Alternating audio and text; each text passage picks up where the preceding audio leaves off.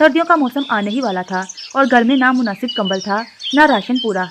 ऊपर से मसला ये था कि 3 महीने से घर का किराया भी नहीं दिया गया था।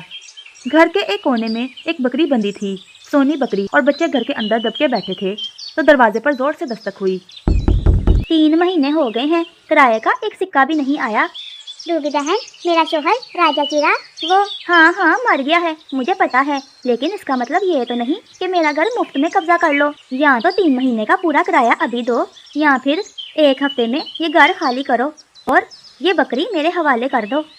रूबी कभी कहकहा लगाती हुई वहाँ से उड़ गई, मानो चिड़िया आंसू बहाने लगी। मामा, सर्दी आने वाली है और आपको सिलाई बुनाई भी आती है ना? मामा, क्यों ना हम सर्दियों के लिए रजाइयाँ बनाकर जंगल में बेचें? ठीक है मेरे बच्चों, मैं घर में रहकर सुई धागा कपड़ा सबका इंतजाम करती हूँ। और मामा, मैं और लड्डू अभी पहाड़ों से कपास ले आते हैं। पहाड़ों के दामन में सफेद सफेद कपास के फूल लगे हुए थे। फिर वो दोनों छोटे छोटे परों से कपास को तोड़ना शुरू करते हैं। लाडी ने टोकरी को एक तरफ से पकड़ा और लड्डू ने दूसरी तरफ से। रात हो चुकी थी और एक चिराग जलाकर मानो चिड़िया सुई धागा डालकर कपास फैलाने लगी और रजाई सीना शुरू कर दी। ऐसे ही सुबह हो जाती है।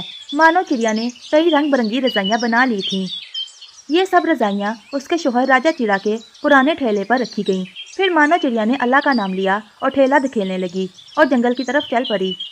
उसके बाद आहिस्ता आहिस्ता सब परिंदे आने लगे, कभी कबूतर, कभी बुलबुल और कभी कौवी। एक के बाद एक हाथों हाथ सारी रजाइयाँ बिक जाती हैं और उस छोटे से घर में अब काफी पैसे जमा हो चुके थे। फिर मानो चिड़िया रूबी कवि के घर की तरफ गई। मानो चिड़िया ने सुकून से पैसे सामने रख दिए। ये रहा 3 महीने का पूरा किराया रूबी बहन, और मेरी सोनी बकरी मुझे दे दो। और मानो चिड़िया बकरी लेकर घर की तरफ आने लगी। रूबी कवि उसे देखती ही रह गई।